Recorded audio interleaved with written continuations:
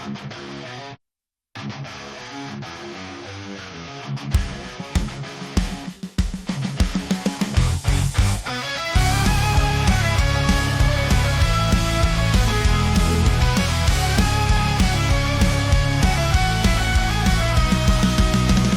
sombras que dançam no véu da razão, ecos sussurram, gelados em solidão. No abraço do vento, o gelo é um rei, reino sombrio onde a luz não tem lei.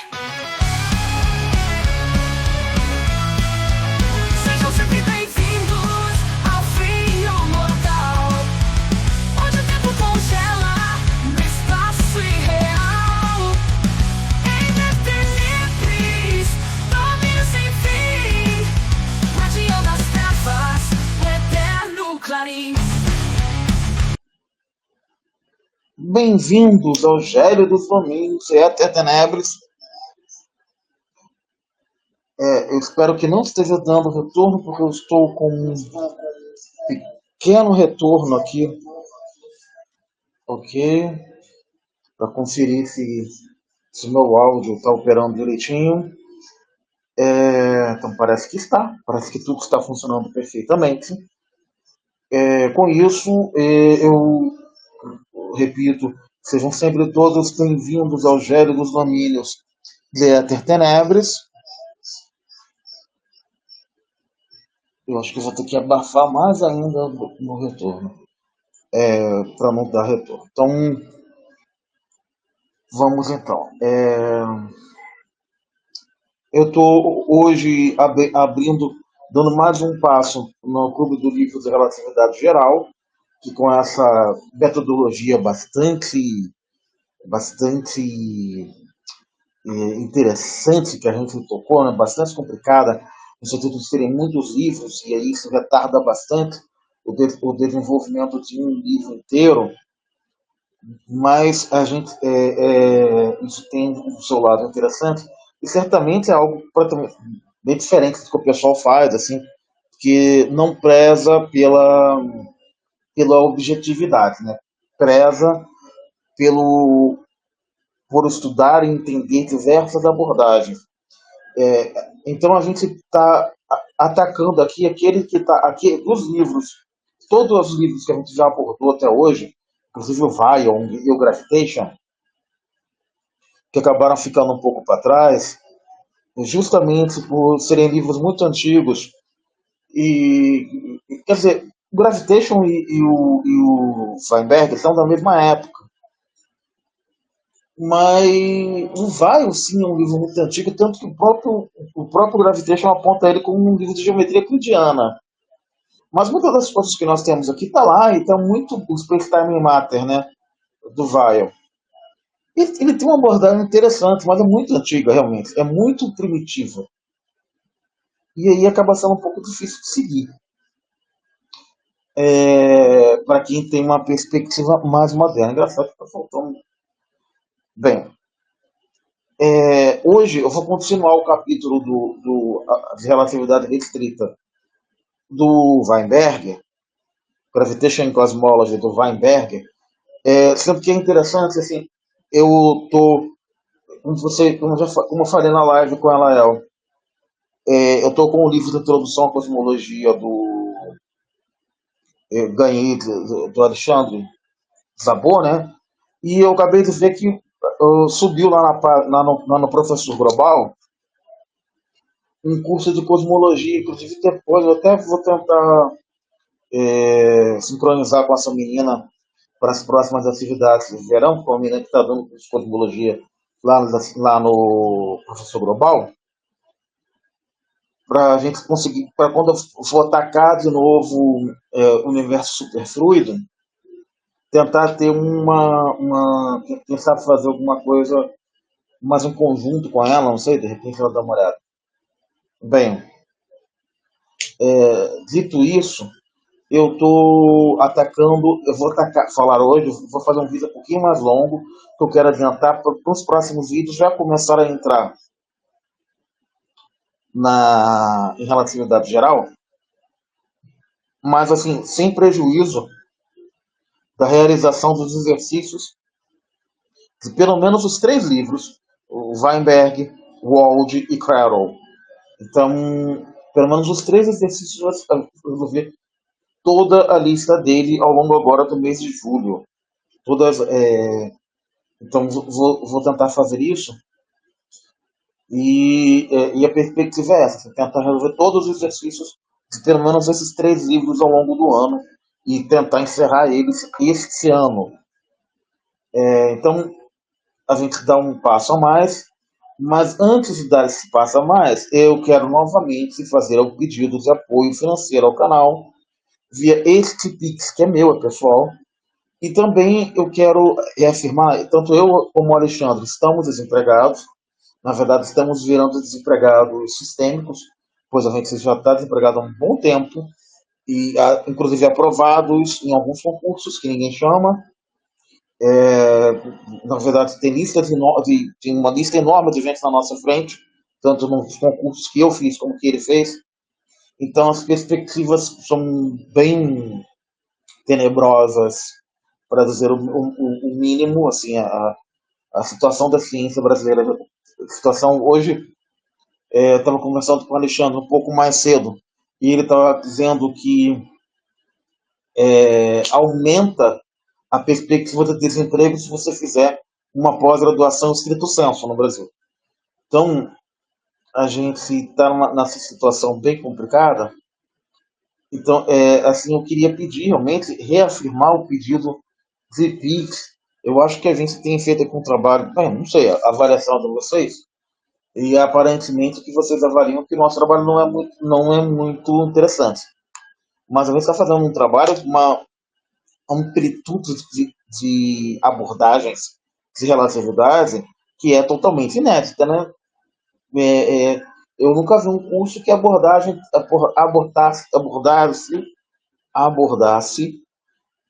com uma abordagem tão ampla de livros, de discussões de relatividade. Eu nunca vi isso em lugar nenhum, né? E, inclusive indo em paralelo com geometria diferencial, como a gente está fazendo aqui, e agora com a abertura para geometria riemanniana também.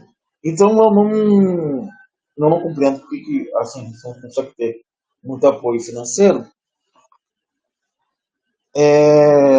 Mas nesse sentido, eu reforço, né? E vamos lá, sem mais delongas. Hoje a gente vai falar um pouco de dinâmica relativística, mas vai ser mais amplo do que esse de dinâmica relativística. Nós já fizemos dinâmica relativística tanto para o Carol, porque tanto para o Carol como para o Walsh. Fizemos bastante para o Carol, não fizemos, já teve live abordando dinâmica relativística de uma perspectiva mais do Carol. Não fizemos ainda deste livro aqui para conversar e dialogar sobre ele. Então, a gente começa definindo a segunda lei de Newton nesse formalismo de componentes, né, de tensores, em que a gente está a segunda derivada da posição com relação ao tempo próprio, né? E pois bem, onde as componentes do quadro vetor posição se transformam segundo uma transformação de Lorentz, nesse formato que a gente está demonstrando aí, e as componentes do quadro vetor força também obedecem a uma transformação, a transformação de Lorentz como um quadro vetor. Então, o que a gente vai discutir bastante aqui, hoje, nessa apresentação, quase o tempo todo, é a existência de quadrivetores, a existência de tensores de primeira ordem, tensores de segunda ordem, frente à aplicação das transformações de Lorentz, e quantas vezes essa matriz de transformação de Lorentz é aplicada a esse objeto. E, assim, obviamente que a gente já fez, no outro que eu fiz sobre o Carroll, eu tentei demonstrar um pouco sobre. Mostrei bastante formalismo tridimensional, né? Esse aqui já estou totalmente covariante. Então, eu escrevo aí a força no formalismo tridimensional. que a gente já mostrou, e a gente adota essa normalização, esta norma. É legal fazer assim, que eu acho que eu tô olhando aqui no meu retorno, que aí, olha só que legal. Eu consigo fazer o cursor aparecer, né? Com essa, é, com esse compartilhamento, tipo de compartilhamento, eu consigo fazer o meu cursor aparecer. Então aqui eu estou fazendo um tipo de normalização, né, onde este vetor aqui ele vai ser melhor discutido. Esse objeto eta alfa beta ele vai ser melhor discutido como o tensor de Minkowski. E é interessante que o tensor de Minkowski, isso é como a gente define um produto escalar. E o produto escalar em relatividade, eu mostrei isso, esse resultado que eu vou mostrar agora, lá no Carroll, no formalismo tridimensional. E aqui vai estar aparecendo que o produto escalar entre a força e a quadra-força e a quadra-velocidade, ele é nulo, né? Ou seja, necessariamente a quadra-força e a quadra-velocidade ficam perpendiculares nesse cenário que a gente está lidando, né? É, isso, então, quando a gente atua, é, contudo, esse objeto, produto tensorial F-alfa dx beta, ele é um objeto que se transforma com duas matrizes de transformação, com duas matrizes de Lorentz. Então, esse produto ele muda de referencial, né? Do referencial sem linha para um referencial com linha, ou seja, de um referencial sem prima. Eu vou tomar um chazinho aqui, uma chazinho acabou. Para um referencial com prima, é, ele muda-se com duas transformações de Lorentz. A gente já tinha discutido que essas matrizes de transformação de Lorentz são unitárias, então introduzi-las ali, introduzi-las aqui nesse aqui no retorno, ó, nesse ponto aqui, não equivale a estar introduzindo um, né? Então, eu mudando, eu não estou deformando nada aqui, eu não estou deformando esse produto escalar que eu estou definindo. Então, o produto escalar continua sendo um invariante para os dois sistemas de referência, tanto o com linha como o sem linha, ou em outros termos, o sem linha e o primado, e o referencial prima, né? Então, dito isso, eu posso avançar um pouco agora. Nesse sentido, é que eu consigo reescrever tudo que eu tinha escrito, o quadro vetor força, né, num cenário em que eu só tenho essa força, em que as componentes espaciais da força, a componente temporal da força é zero, justamente pelo fato desta força estar atuando perpendicular à trajetória da partícula no espaço. Então eu tenho e esse quadro vetor se transforma com uma única transformação de Lorentz. Então por isso que eu posso voltar aqui, ou seja, uma das matrizes lambda, essa aqui, lambda alfa gama, ela está contraindo com a quadro força. E a outra, lambda beta delta, está contraindo com a quadra velocidade. Então, ou seja, eu estou introduzindo aqui esse objeto, lambda alfa gama, F lambda, é a F alfa linha. Ou seja, isso aí é uma coisa que eventualmente eu deveria abrir num, num outro momento, né? Na, num, num outro cenário, seria interessante abrir essa conta para que isso ficasse bastante explícito. Essa introdução nesse cenário aqui. Eu queria até pedir para o Alessandro dar uma olhada.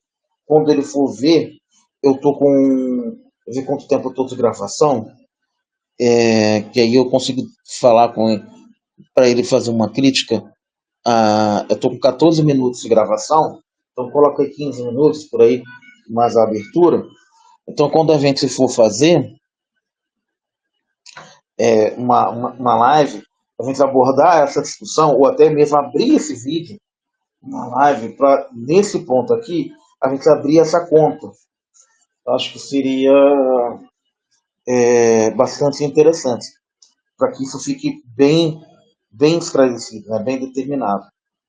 Então, com isso, a gente escreve a segunda lei de Newton, define o quadro-momento, que a gente já, em outros carnavais, a gente já tinha definido, mas eu acredito que essa seja a definição aqui, nesse cenário do Weinberg, é a primeira vez, inclusive que ele está aparecendo com o símbolo de coincidência, né? Então, a gente tinha definido nos outros livros, mas não tinha definido aqui o quadro momento. E é interessante porque aqui eu quis fazer um disclaimer, porque aparece esse cenário que eu não tinha feito nos outros vídeos quando eu cheguei nesse ponto, que é quando aparece a dilatação temporal. E a parte temporal da dilatação, essa equação aqui, o pessoal às vezes chama de dilatação temporal. Sim, e beleza. E eu fiz essa conta no outro vídeo, em que eu fiz para aplicando para muons, né? Para o chuveiro de muons. Então eu fiz isso aqui aplicando chuveiro de muons. Isso está em 16 minutos. Estou falando aqui. Eu vou ver se eu consigo gravar para marcar o vídeo. Então, e aí eu falei sobre isso, mas existe toda uma discussão teórica mais profunda sobre o que é uma hipótese do relógio, que é abordada nesse artigo aí, e eu deixei para depois, de repente vamos abordar numa live, alguma coisa assim. E é um outro artigo, assim, para mostrar que essa discussão sobre a hipótese do relógio ela é muito ativa. Eu encontrei esse paper que eu queria citar, um paper agora de 2019, que é Quantum Graphic Effects em relógios de luz, caindo livremente, caindo numa geometria de Schwarzschild. Né? Depois vou dar uma investigada nesse negócio aí, investigar nesse paper, ver como que ele está citado. Isso também é uma coisa que chama bastante atenção, que seria uma investigação sobre buracos negros, né? Sobre relógios em buracos negros, como que relógios se comportam em buracos negros, porque eu tenho um artigo que ele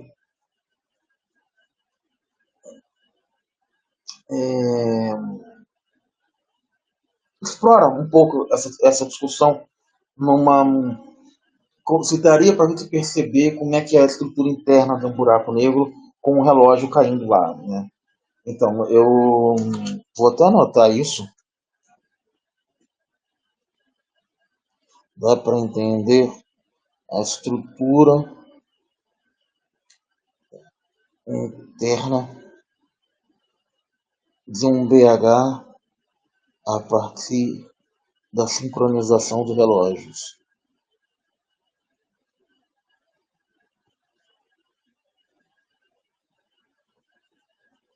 Pois bem, então vamos lá.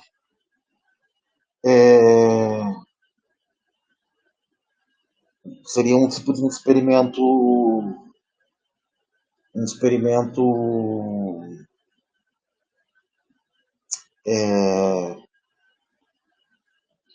como que fala? Um experimento mental, né? Pois bem, então tá. Então vamos lá. Então eu começo a falar agora sobre as relações de dispersão e o seu correspondência para baixo dos valores de velocidade, em que nós retornamos à relação de dispersão da mecânica newtoniana, né, da relatividade newtoniana, mantendo a transformação cinemática aqui. E isso tudo é bem interessante. Eu deveria ter comentado também, eu acho que comentei em algum outro, sobre que existem outros tipos de transformações cinemáticas que não só essa relatividade, mas existe uma transformação cinemática de Carroll, existe uma transformação cinemática que eu trabalho. Então, toda essa estrutura aqui, ela pode sofrer mudanças, ela de dispersão, e é um campo muito amplo a ser discutido hoje em dia. E sendo assim, P0, que é a componente zero do momento, do quadro momento, ela é a energia conservada. Então, eu escrevo a partir de um produto escalar. Quadro do produto escalar é tensorial, entre tensores. Eu escrevo a relação de dispersão relativística, que é essa, em que eu já abordei bastante em outros cenários. Está aí o produto escalar é, do quadro em momento. E aí a gente tem inclusive a relação de dispersão linear, que implica ser uma relação de dispersão relativística para um objeto sem massa. Eu também falei bastante disso, né? É, Nesse sentido, eu vou restabelecer algumas coisinhas aqui, né? Nessa discussão aqui em que eu estava falando sobre a introdução de duas matrizes de transformação cinemática de Lorentz, né, uma para um vetor, outra para outro vetor.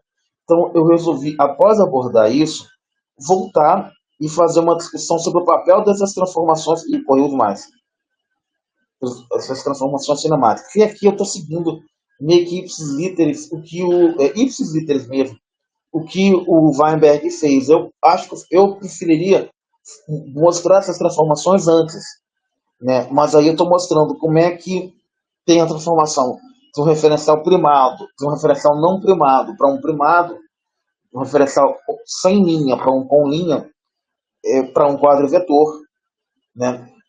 Também vale para um quadro vetor posição. E aqui eu começo a discutir como que se dá, mostro como que se dá a contração dos índices, a mudança dos índices a partir desse tensor esquisito, eta, que, né, a gente vai explorar brevemente quem é esse objeto, né, que ele é descrito por uma matriz, esse chamado tensor de Minkowski, e ele é descrito por uma matriz que é mais ou menos assim: se alfa é igual a beta, ele é o produto esse produto escalar aí é uma matriz unitária para alfa igual a beta, bem, é uma matriz unitária. Tem todos os componentes da diagonal igual a 1. Nessa composição. Então, quando eu mudo para fazer a mudança de eixos, eu uso esse objeto nas coordenadas. E ele me entrega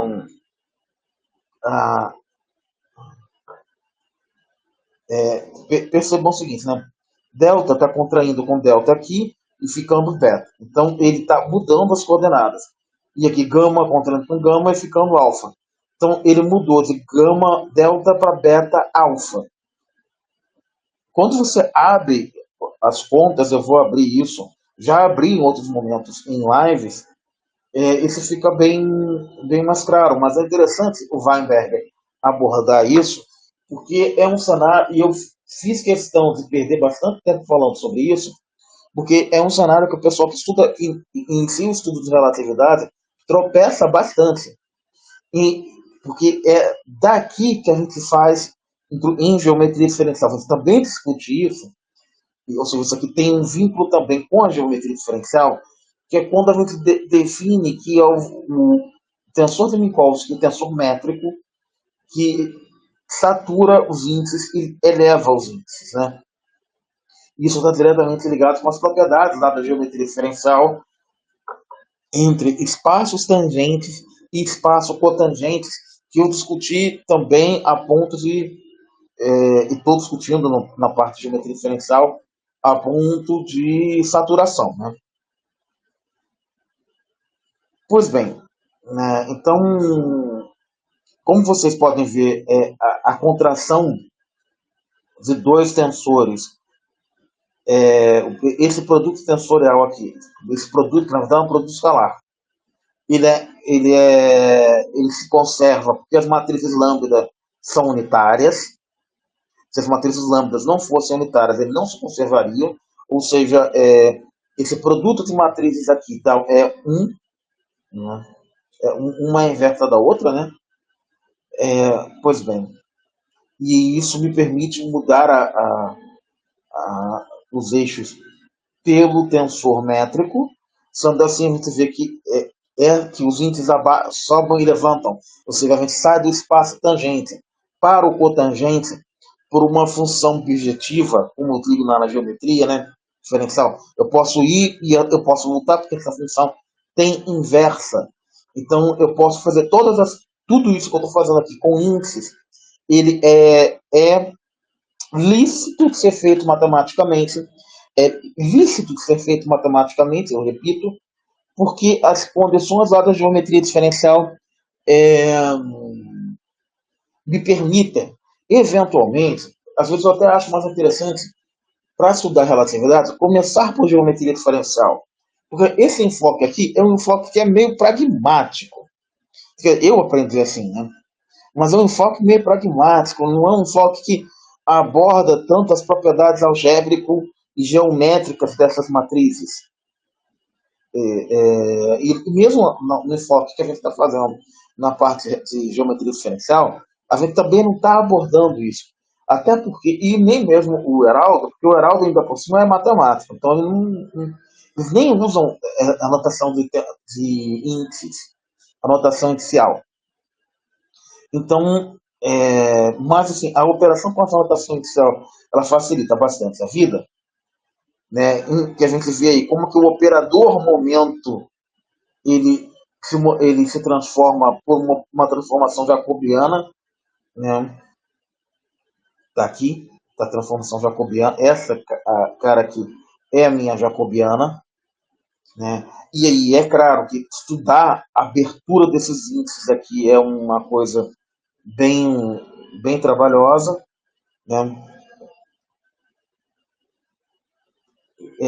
Se eu tiver, é que eu até tô com o Weinberg aberto e pensei em rabiscar em cima dele, mas eu não tô com ele aberto, eu não conectei mesmo. Eu não conectei a mesa digitalizadora para fazer isso. Então eu vou deixar isso para live mesmo. Então tá aqui a minha matriz jacobiana e tá aqui as minhas mudanças e coordenadas por elas e o meu operador momentum sendo transformado pela matriz jacobiana lambda, que é na verdade a matriz de transformação cinemática da cinemática de Lorentz, né? E é muito interessante, podendo fazer isso que olha que coisa interessante.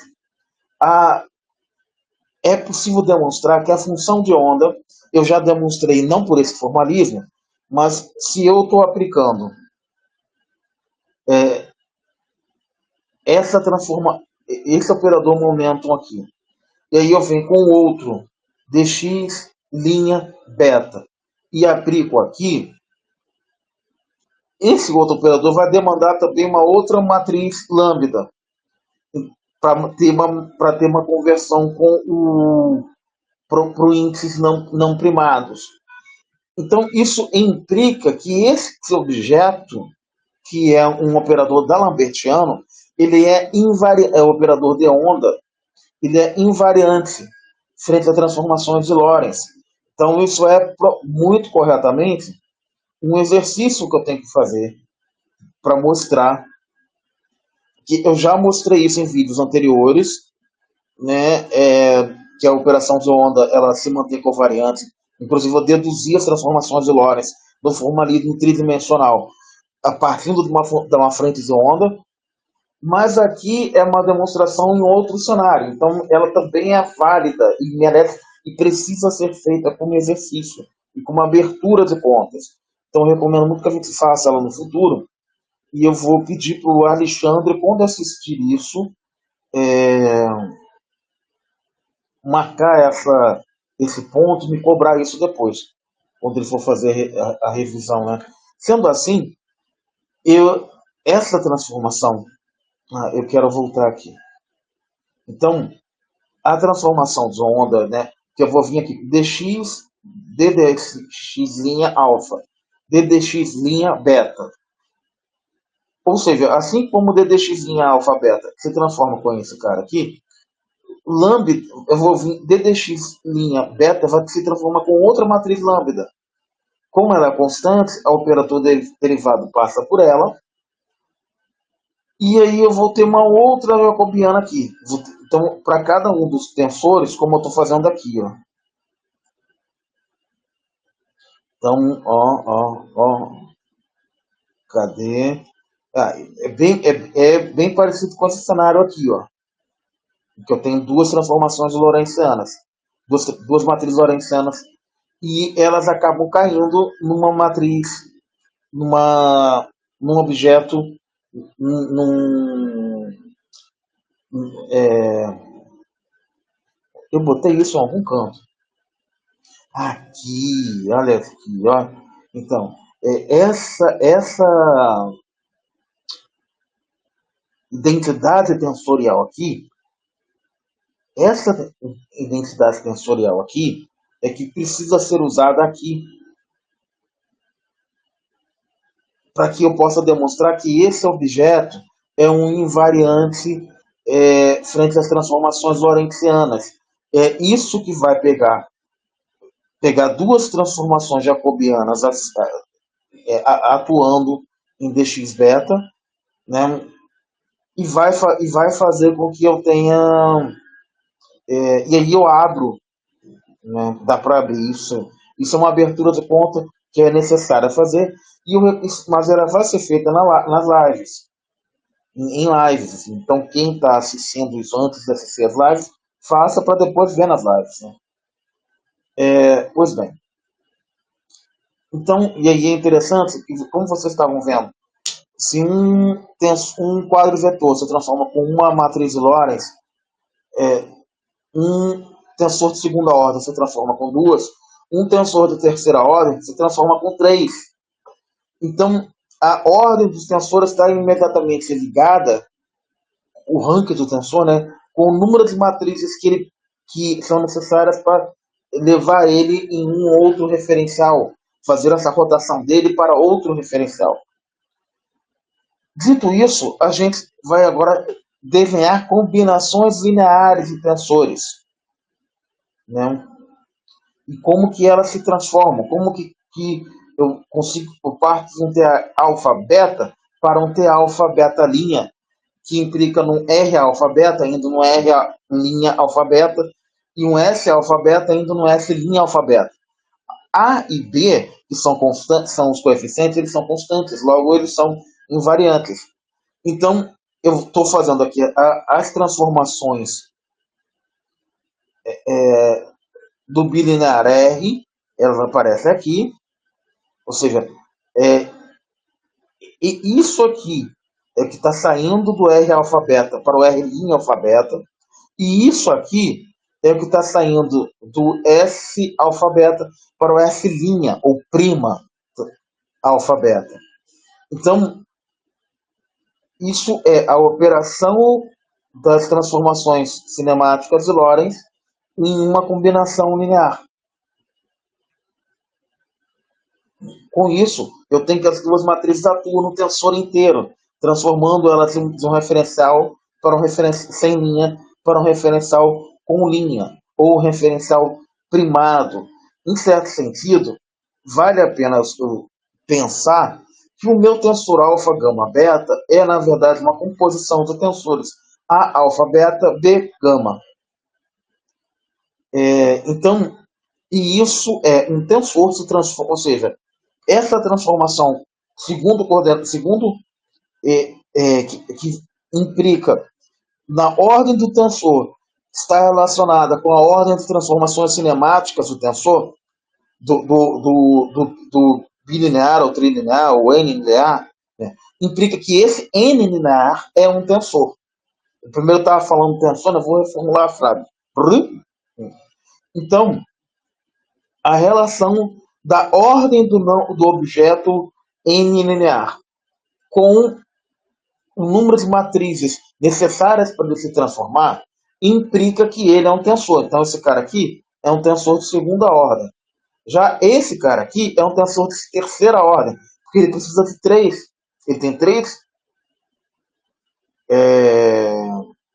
eixos, três componentes. Então, ele tem três índices, então ele precisa de três matrizes para se transformar. Se isso for rompido, como é rompido, por exemplo, com um objeto que a gente vai chamar de símbolos de Christopher, que em outros vídeos a gente já viu que existe esse objeto, quando a gente faz uma minimização e, lá, e acha um operador esse ano, e acha um operador esse ano, que é um operador que faz derivada segunda, e aí a gente vê que a operação implica numa derivada segunda, então aí esse objeto não é um tensor. Por isso que os símbolos de Christopher, que nós vamos falar nos próximos capítulos, não são tensores. A gente vai reafirmar isso na época correta. Dessa forma, esse trilinear ele se transforma com três matrizes. E é isso que eu estou mostrando aqui. Um objeto que fosse tetralinear se transformaria com quatro. E assim vai. Aqui eu estou reduzindo, porque percebam que Excel K, né? Então eu tenho aqui lambda Excel beta, lambda beta K. Mas o beta está contraindo com beta. Então isso me dá lambda beta Excel, essa matriz aqui,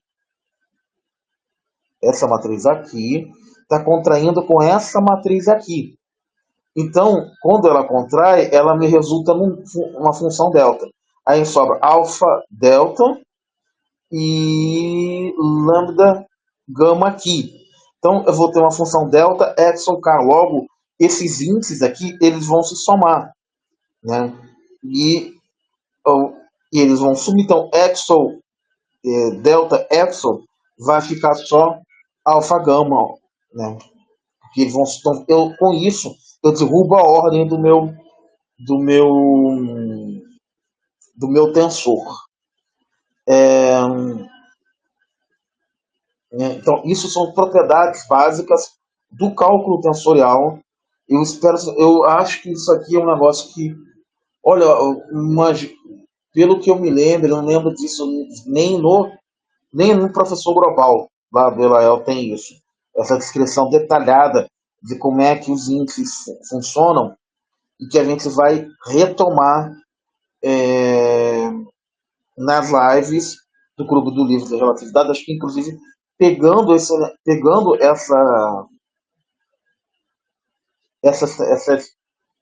slides aqui e fazendo as contas, abrindo direitinho, porque eu acho que, pelo que a gente está vendo, o Weinberg ele teve bastante preocupação nessa discussão mais de tensores, operacional mesmo, né? Isso ele está diferenciando ele do Aldi e do Carroll. Sendo que o que a gente estava imaginando que o Weinberger seria bem diferente por ele tentar uma visão mais algébrica. Ele é mais campista, né, como diria o Elael. Então, assim, eu estou definindo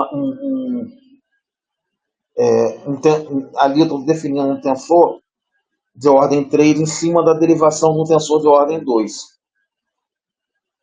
E aí você tem o mesmo procedimento que com três matrizes cinemáticas, né, duas aqui e duas aqui. Então aqui esse objeto está sendo definido em lambda, num referencial prima, está no referencial prima, mas tem outro momento que eu defino no referencial que não é prima,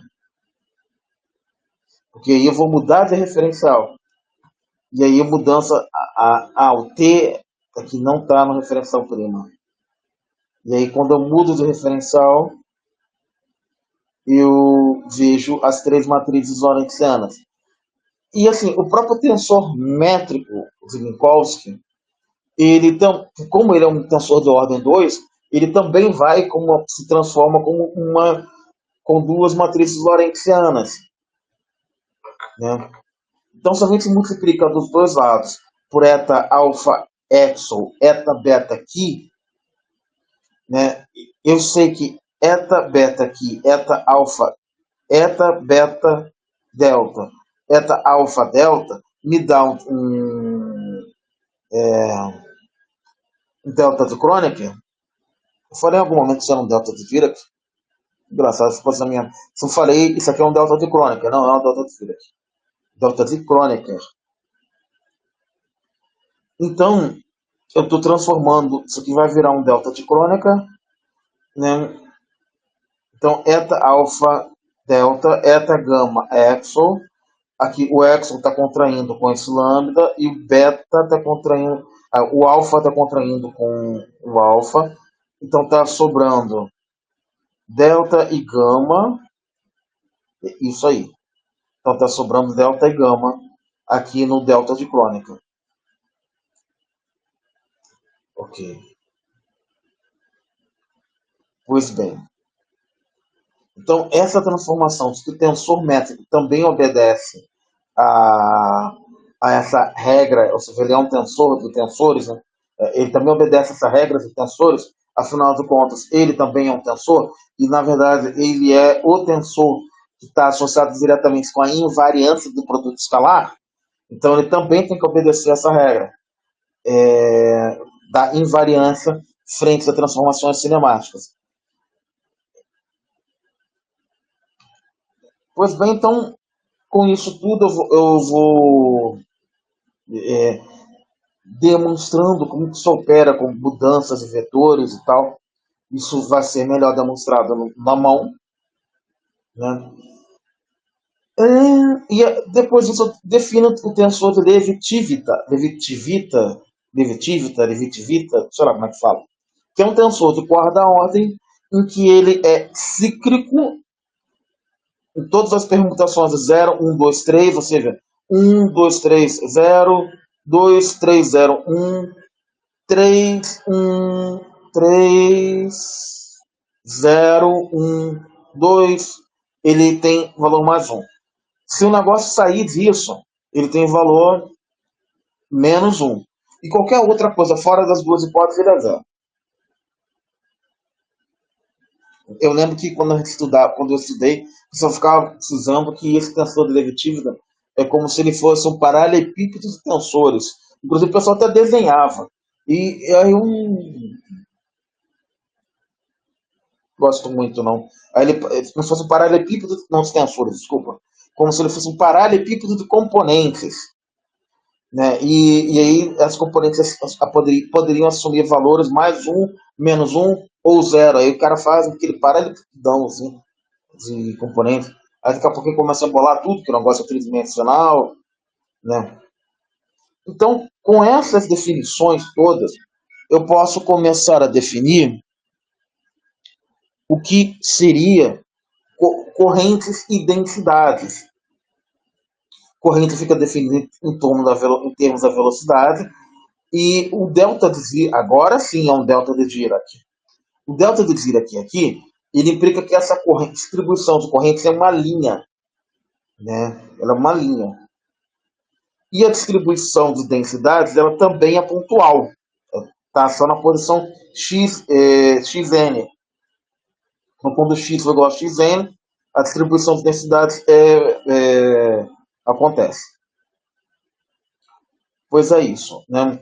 Então, e aí está aqui definido claramente que esse negócio de teoria das distribuições é um negócio bonito, né? Mas é um negócio que é tratado muito rápido lá em métodos matemáticos. Né? É muito rápido como isso é tratado.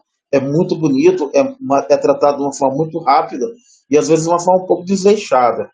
sei lá, eu acho que quando bota um cara que não é um cara mais matemático, assim, que lida com. Não necessariamente um teórico, mas mais um físico matemático para explicar isso aqui, o cara costuma dar uns pulos assim, uns pulos muito operacionais, e aí não fica muito legal. Mas essa aí é a própria definição da ação de um delta de Dirac, né? Pois é, então, eu estou falando aqui e eu acho que talvez eu acho que esse vídeo de todos os vídeos que eu já fiz, o que está carecendo mais de uma live para abrir na mesa digitalizadora. Até hoje eu não fiz nenhum vídeo em que eu sentisse tanto essa necessidade de abrir para esclarecer melhor as coisas na mesa digitalizadora. Eu já estou com 44 minutos aqui de falação. Então, estou definindo aí correntes de densidade, é uma linha fina de carga e o outro é uma linha, é uma densidade, né, também uma linha pontual. Pois bem, então tá aí a linha fina de carga específica mais destacada, né? Porque agora vão começar a acontecer algumas coisinhas interessantes.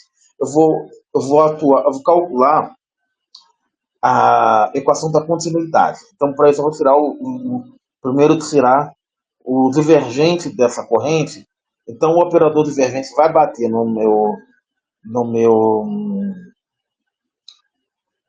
meu delta de Dirac e pelo regramento lá, no meu delta de Dirac tridimensional, e pelo regramento da teoria das distribuições, isso vai me dar um negócio, né? E aí toda a questão interessante é que o delta de Dirac ele é uma função uma distribuição concentração, ou seja, é tudo concentrado num ponto. Ele é o limite de uma gaussiana. Vou até colocar aqui uma figura de uma gaussiana, né? Essa apresentação está se mostrando meio insatisfatória e insuficiente na minha concepção. Seria de repente uma apresentação boa para se fazer com o Canva lá do lado, fazendo desenhos. Mas ok. Então, aí o que eu faço? Aí eu faço um truque aqui de passar a derivada temporal pela derivada espacial, que é assim, né? A derivada espacial ela está pegando tudo isso aqui. Então vai ser ela está pegando a delta de Dirac e a velocidade. Mas se a velocidade não depender da posição, então ela vai ser a derivada posicional dela, esse gradiente dela vai ser zero, né? Na verdade, esse divergência. Então acaba que pelas propriedades da derivada eu posso passar a derivação temporal para fora, porque também a delta de Dirac, a, a, na verdade, acaba que a delta de Dirac ela tem uma dependência temporal em xn. Então, e aí vou ter que agir de uma forma tal que seria como se eu tivesse operando uma derivada temporal da delta de Dirac. Então, vai ter algum momento aqui que aparecer, vou ter que fazer essa conta, mas vai ter que aparecer uma função degrau, né? Bem, o resultado disso aqui é que, no fim e ao cabo, isso aqui demonstra que a equação da continuidade ela tem uma parte também que é temporal. Então, essa aqui é a demonstração. Está faltando passos. A demonstração que a equação da continuidade é, na verdade, um produto escalar em 4 dimensões. Então, ele é um quadro divergente. E sim, até uma coisa interessante, né? A teoria de fluidos ela já traz que a necessidade da existência do espaço-tempo, né? O eletromagnetismo, todas as teorias de fluidos, ela já, onde a corrente conservada, onde a equação da continuidade persiste, existe, onde tem essa conservação associada à corrente da continuidade, aquilo ali já me dá uma ideia de um espaço-tempo. Mas o que vai aparecer em um momento aqui, em que eu defino o exo,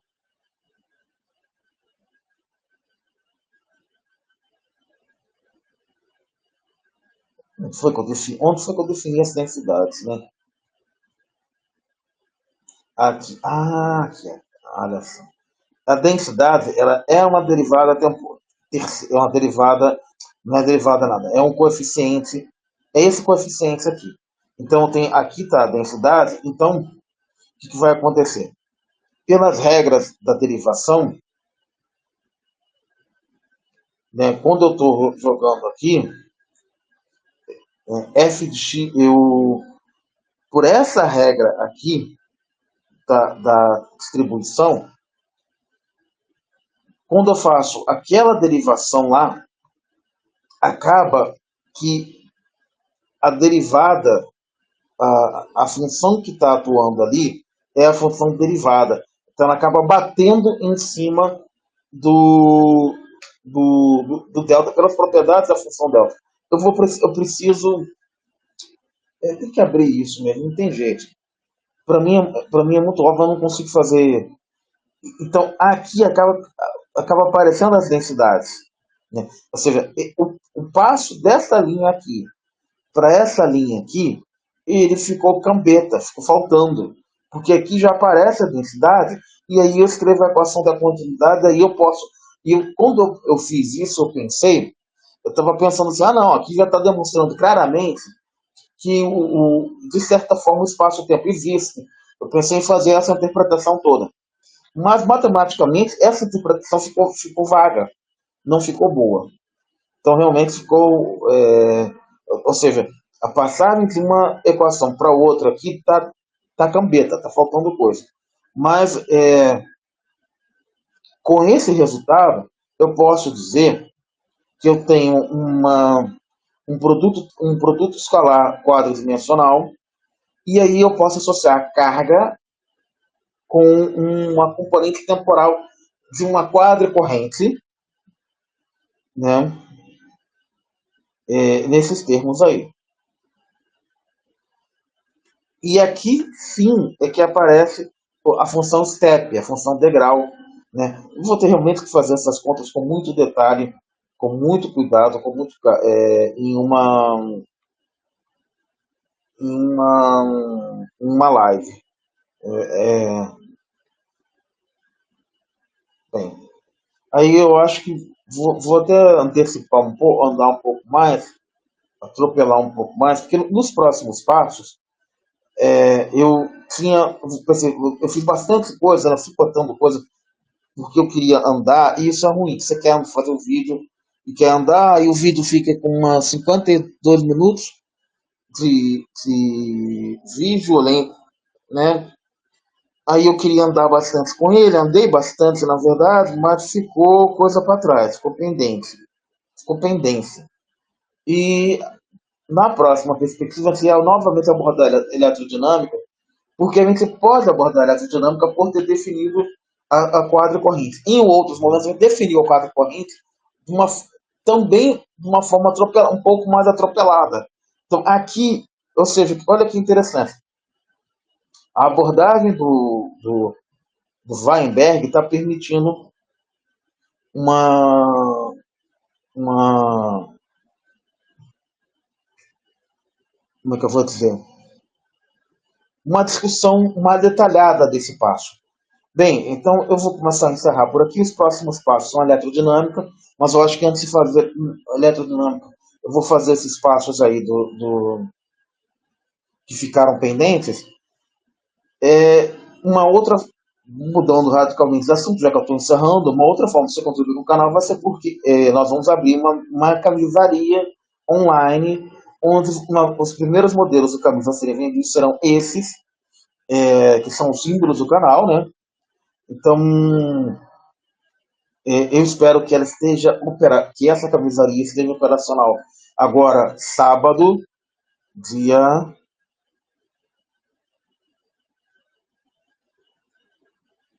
Caramba, sábado é dia 28, amanhã já.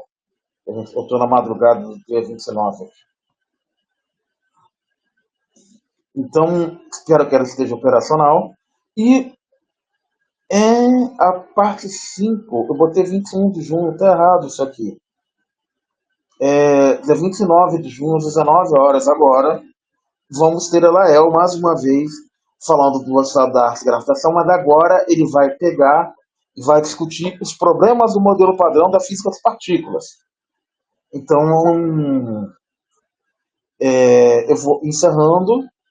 Eu ia. Agora que eu vi que eu botei os slides errado. Ou seja, eu fiz essa apresentação meio cansado, porque algumas coisas não ficaram muito satisfatórias.